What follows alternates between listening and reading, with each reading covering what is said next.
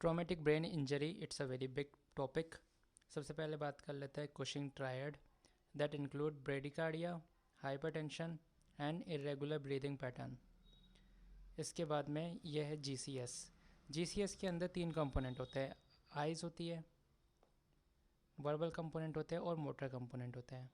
Eyes के अंदर total 4 point होते हैं, वर्बल के अंदर टोटल 5 पॉइंट होते हैं, मोटर के अंदर टोटल 6 पॉइंट होते हैं। 4 5 6 EVM 4 5 6। सबसे पहले बात करते हैं आइज़ की। तो ये जो ग्लासको कोमा स्केल है उसका स्केल लेंगे हम आई को शो करने के लिए। ऐसे याद रखना होगा स्पॉन्टेनियस, मतलब स्पॉन्टेनियसली पेशेंट अपनी आंखें खोल लेता है। सी का मतलब कोई कमांड देने पर खोलता है, हम बोलेंगे उसे आंखें खोलो तब वो अपनी आंखें खोलेगा। ए से आ, मतलब पेन, जब उसे पेन देंगे तब वो अपनी आंखें खोलेगा। और एक तो होता ही है नो रेस्पॉन्स। अब बात करते हैं वर्बल रेस्पॉन्स की। तो वर्बल रेस्पॉन्स के लिए हमें याद रखना है ग्लास को कोमा का कोमा, इस कोमा का ओ इधर कर लो, सी इधर कर लो, तो ये ऐसे बन गया। ओरिएंटेशन, क्या वो ओरिएंटेड है, क्या उसे टाइम प्लेस और पर्सन का ज्ञात है? अगर है तो ठीक है, अगर नहीं है तो वो कंफ्यूज्ड है, तो कंफ्यूजन हुआ।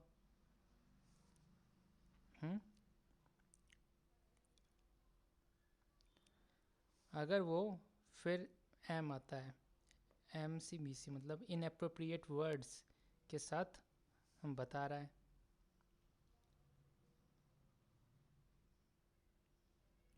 और ए से हो गया अंट शंट, मतलब कुछ भी बोल रहा है, इनकम्प्रहेंसिबल बोल रहा है, तो उसके लिए 2 हो गया। और एक होता है नो रेस्पॉन्स। फिर बात करें मोटर की, तो 6 होता है।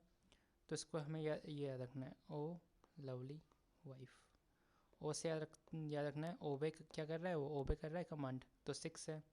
एल से क्या वो लोकलाइजिंग कर रहा है पेन को, तो ये हो गया। डब्ल्यू से विड्रॉवल हो गया। एफ से फ्लैक्शन, एबनॉर्मल फ्लैक्शन हो गया। और ई से एबनॉर्मल एक्सटेंशन हो गया। जो एबनॉर्मल फ्लैक्शन होता है उसे डी कोर्टिकेट कहते हैं, और जो एबनॉर्मल एक्सटेंशन होता है उसे डी सेरेब्रेट कहते हैं। एक्सटेंशन में ज़्यादा ई है तो सेरेब्रेट में भी ज़्यादा ई देखने को मिलता है। मिनिमम स्कोर 3 हो सकता है और मैक्सिमम स्कोर हो सकता है 15। अब देखो science of basilar skull fracture. तो इसके अंदर पेरी ऑर्बिटल एक्यूमोसिस देखने को मिल सकती है, जिसे रेकोनाइवी भी कहता है। बैटल साइन देखने को मिलता है जो कि हेमेटोमा बिहाइंड ईयर होता है। हीमोटिम्पैनम क्या होता है, ब्लीडिंग इन टिम्पैनिक कैविटी को हीमोटिम्पैनम कहता है। ओटोरिया या राइनोरिया ये क्या होता है, ब्लीडिंग और bloody discharge mixed with CSF। इसके अंदर हेलो साइन देखने को मिलता है, CSF travel further from the blood. इसके अलावा basis of the GCS we can classify TBI। अगर 8 से कम है तो वो सीवियर है और उसके लिए हम क्या करते हैं, इंट्यूबेट करते हैं। इसके अंदर लॉस ऑफ कॉन्शियसनेस जो होता है वो होता है मोर देन 24 आवर्स। मॉडरेट में 9 to 12 होता है और माइल्ड में 13 to 15 होता है, प्लस 30 मिनट का loss of consciousness. Science of basilar skull fracture. देखो जो मॉडरेट TBI होता है उसके अंदर 30 मिनट से 24 घंटे तक लॉस ऑफ कॉन्शियसनेस हो सकता है। Science of basilar skull fracture ये रेकोनाइज हो गई, ये बैटल साइन हो गया और ये हेलो साइन हो गया। हाँ, न्यूरो सर्जरी के लिए जो मिनिमम थ्रेशोल्ड होता है प्लेटलेट्स का वो कितना होना चाहिए, मोर देन 100,000 सेल्स पर माइक्रोलीटर होनी चाहिए। मोर देन 100,000 सेल्स पर माइक्रोलीटर होनी चाहिए। अब देखो वेज टू लोअर TBI। तो नॉर्मली ICP कितना होता है, इंट्राक्रैनियल प्रेशर, ये होता है 10 mm of Hg, and our goal is to keep it below 20 mm of Hg। इसके लिए क्या क्या कर सकते हैं हम, elevate the head of the bed to 30 degree. This level helps increase venous outflow from the brain. Propofol का use कर सकते हैं क्योंकि ये सेरेब्रल एक्टिविटी को या मेटाबॉलिक डिमांड को कम करता है।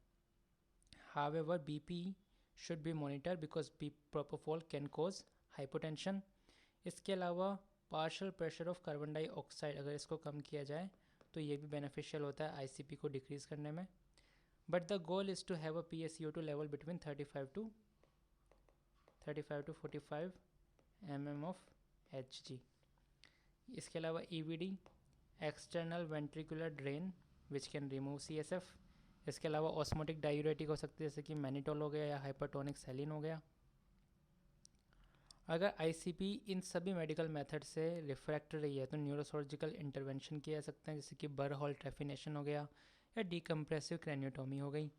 एक्सट्रीम मेथड्स होते हैं बार्बिचुरेट कोमा और therapeutic hypothermia. Traumatic brain injury की बात करें तो दो तरह की हो सकती है, एक्स्ट्रा एक्सियल और इंट्राक्सियल. इंट्राक्सियल में आती है डिफ्यूज एक्सोनल इंजरी और एक्स्ट्रा एक्सियल में आ गई एपिड्यूरल, सबड्यूरल या फिर सब एरेक्नोइड हेमरेज. सब एरेक्नोइड हेमरेज के बारे में पढ़ेंगे हम सबसे पहले. इसके अंदर ब्लीडिंग होती है एरेक्नोइड और पायामीटर के बीच में होती है. थंडर क्लैप हेडेक देखने को मिलता है.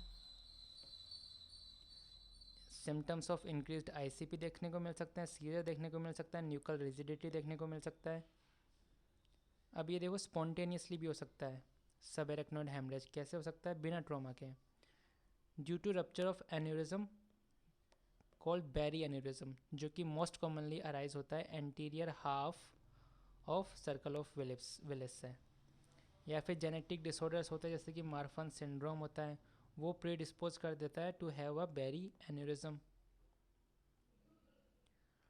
अब बात करें सीटी स्कैन और एमआरआई तो हमको वेंट्रिकुलर सिस्टर्नी के अंदर क्या देखने को मिलेगा? ब्लड देखने को मिलेगा. इसके अलावा लंबर पंक्चर अगर हम करते हैं तो उसके अंदर जेंथोक्रोमिया देखने को मिलता है. लेकिन एक बात हमें ध्यान रखनी है कि जो ट्रॉमेटिक ब्रेन इंजरीज होती है उसके अंदर लंबर पंक्चर जो होता है वो कॉन्ट्रा इंडिकेटेड होता है due to increased ICP.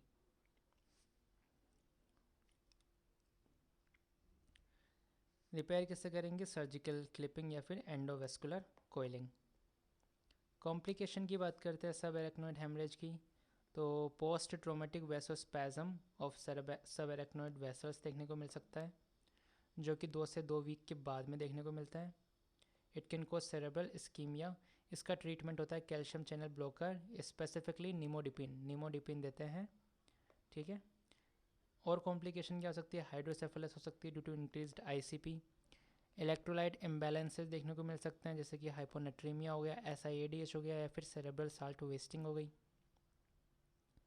Scissor मिल सकते हैं जिसका ट्रीटमेंट होगा कार्बामेज़ेपिन. ये था सब एरेक्नोइड हेमरेज. अब पढ़ेंगे एपिड्यूरल हेमेटोमा. तो इसके अंदर ब्लड एक्यूमुलेट होता है ड्यूरा मैटर और इनर एस्पेक्ट ऑफ पेरियोस्टम के बीच में. ये होता क्यों है? Due to linear fracture to pterion which tear middle meningeal artery which is a branch of maxillary artery and it cause profuse bleeding. इसके अंदर लूसिड इंटरवल देखने को मिलता है. इसके अंदर लेंटिक्यूलर हेमरेज देखने को मिलता है. ये लेंस शेप्ड का क्या देखने को मिलता है? हमें हेमेटोमा देखने को मिलता है और ये सूचर से क्या होता है? लिमिटेड होता है. तो ये रैपिडली इंक्रीज्ड आईसीपी लेके जाता है. बरहॉल इंटरवेंशन की बात करें तो ये कहाँ पे करते हैं? पहली बात तो ये कि टेम्पोरल लोब के अंदर करते हैं बरहॉल, टेम्पोरल बोन के अंदर. देखो कहाँ करते हैं? जहाँ जिस साइड में डायलेटेड प्यूपल है उसी साइड में क्या कर दो? बरहॉल कर दो. लेकिन अगर दोनों ही साइड की प्यूपिल्स डायलेटेड है तो जो पहले प्यूपिल डायलेट हुई है वहाँ करो.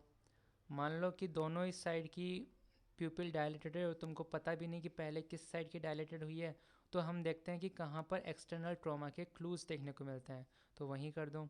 लेकिन अगर हमारे पास ये एक्सटर्नल क्लूज़ भी नहीं है तो उस कंडीशन में हम हमेशा लेफ़्ट टेम्पोरल बोन में ट्रेफिनेशन करते हैं क्योंकि लेफ़्ट साइड में क्या होता है? हमारा डोमिनेंट हेमिस्फेयर होता है. सबड्यूरल हेमेटोमा की बात करें तो इसके अंदर ब्लड एक्यूमुलेट होता है ड्यूरा मैटर में और एरेक्नोइड मैटर के बीच में. ये क्यों होता है?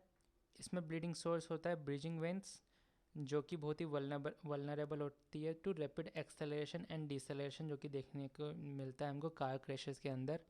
इसके अलावा ब्रेन एट्रोफी या फिर श्रिंकेज जो कि हमें देखने को मिलता है क्रोनिक अल्कोहल अब्यूज़र्स के अंदर या फिर एल्डरली पीपल के अंदर, तो वो भी मोर ससेप्टेबल होता है to subdural hematoma. If a subdural hematoma is seen in a child it could be due to non-accidental trauma. Vigorously shaking a young child can cause a subdural hematoma. Subdural haematoma जो होता है वो Insidious होता है, धीरे धीरे grow करता है.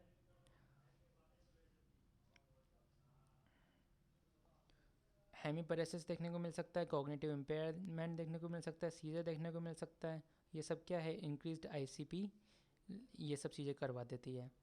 अब इसके 3 तरीके होते हैं, मतलब 3 क्लासीफाइड होते हैं. एक होता है अक्यूट, एक होता है सबड्यूरल, एक होता है क्रोनिक. अक्यूट जो होता है विद इन 2 डेज़ के अंदर डेवलप होता है. क्रोनिक जो होता है वो मोर देन 2 वीक्स लेता है. सबड्यूरल जो होता है वो बिटवीन 2 डे और 2 वीक. ब्रेन सीटी की बात करें तो ये किस शेप में मिलता है हमको, क्रिजेंट शेप में मिलता है, क्रिजेंट. और ये सूचर लाइन को भी क्या करता है, क्रॉस करता है. इसके अलावा ये एमआरआई देख सकते हो तो अक्यूट के अंदर क्या है, हाइपर डेंस देखने को मिलता है. जो हाइपर डेंस होता है वो वाइट वाइट देखने को मिलता है. जो हाइपर डेंस होता है वो ब्लैक ब्लैक देखने को मिलता है. और आइसोडेंस जो होता है वो सब अक्यूट में देखने को मिलता है. Treatment, small hematoma can be managed non operatively as hematoma get reabsorbed. Diffuse axonal injury की बात करते हैं. It can occur due to rapid acceleration और deceleration during the motor vehicle crash. ठीक है. इसके अंदर क्या है, प्रोलॉन्ग्ड पोस्ट ट्रॉमेटिक कोमा देखने को मिलता है. प्रोलॉन्ग्ड क्यों बोलेंगे, more than 6 hours. After recovering from coma individual can have lasting cognitive deficit, जैसे कि मेमोरी लॉस हो गया, प्रॉब्लम विद लैंग्वेज हो गई. ये इसका एमआरआई है, तो एमआरआई के अंदर पंक्टेड लीजन्स, किसी को दिख रहे हो तो बताओ, पंक्टेड लीजन्स देखने को मिलता है. बात करते हैं अब इंट्रासेरेब्रल हेमेटोमा की. तो arterial under the pia mater rupture, it often happens alongside the extraaxial injury. तो ये देखो एमआरआई, तो हम देख सकते हैं कि ये वेल डिमार्केटेड है, होमोजीनस है, रेगुलरली शेप्ड बॉर्डर्स है और डीप इन ब्रेन है. ये खासियत होती है इसकी. Mortality rate is high due to risk of brain herniation. Surgical decompression करते हैं विद क्रैनियोटोमी. इसके अलावा स्टीरियो, देखो सर्जिकल डिकम्प्रेशन करते हैं जब हेमेटोमा जो होता है वो नियर होता है सरफेस ऑफ स्कल के. स्टीरियोटैक्टिक एस्पिरेशन करते हैं जब हेमेटोमा होता है डीप. अब बात करते हैं ब्रेन ब्रूज, जिसे सेरेब्रल कंट्यूजन भी कहते हैं. ये सिमिलर होता है इंट्रासेरेब्रल हेमेटोमा के, लेकिन देखो डिफरेंस क्या होता है. ये वेल डिमार्केटेड नहीं होता है, पुअरली डिमार्केटेड होता है, हेट्रोजीनस होता है, इरेगुलरली शेप्ड बॉर्डर्स होती है और near the surface of brain होता है. जबकि वो वाला कैसा होता है, डीप होता है ब्रेन के. अगर ये सेम साइड ऑफ इम्पैक्ट में होता है तो इसे कूप कहते हैं. अगर ये अपोजिट साइड ऑफ इम्पैक्ट में होता है तो इसे काउंटर कूप कहते हैं. ये जो कंट्यूजन और एडिमा है वो विद टाइम बड़ा होता जाता है, तो अर्ली सर्जिकल इंटरवेंशन जो होती है, इंटरवेंशन वो ज़रूरी होता है. क्रोनिक कॉम्प्लिकेशन बात करें ट्रोमेटिक इंजरीज़ की, हेड की, तो पोस्ट ट्रोमेटिक सीजर्स देखने को मिल सकते हैं. तो प्रोफाइलेक्टिकली एंटी एपिलेप्टिक मेडिकेशन देते हैं. कौन से, phenytoin is given up to 1 week. Risk of developing post traumatic epilepsy होता है और कुशिंग अल्सर्स भी होता है. माइल्ड टीबीआई को कंकशन भी कहते हैं. एक पोस्ट कंकसिव सिंड्रोम भी होता है. अब देखो, any athlete who has a concussion should be immediately removed from the play. इसमें 2 चीज़ें देखते हैं, लॉस ऑफ कॉन्शियसनेस और एमनीजिया. अगर दोनों ही ठीक है तो कोई दिक्कत नहीं है, he can sit out the game, grade 1 होगा. ग्रेड 2 में क्या होता है, लॉस ऑफ कॉन्शियस हो जाती है, एमनीजिया ठीक रहता है, मतलब कुछ भूलता नहीं है वो, सिट आउट एटलीस्ट 1 वीक. और अगर लॉस ऑफ कॉन्शियसनेस भी मौजूद है और भूलक्कड़ भी मौजूद है, एमनीसिया, तो sit out for the rest of the season. It is important for an athlete to stay out of the play because a second blow to the head can be fatal and this is called second impact syndrome. Concussion से क्या होता है, जो cerebral blood होती है वो week हो जाती है और a second blow can cause massive irreversible cerebral edema. ये लास्ट बचा है क्रोनिक ट्रोमेटिक एनकेफेलोपैथी. ये किस में देखने को मिलता है, जब रेपिटेटिव हेड ट्रोमा देखने को मिलता है, जैसे कि कॉन्टैक्ट स्पोर्ट हो गया, boxing. It is usually developed 8 to 10 years after. CTE cause mood and behavioral changes, but later on it can affect cognitive domains as well. So this is all.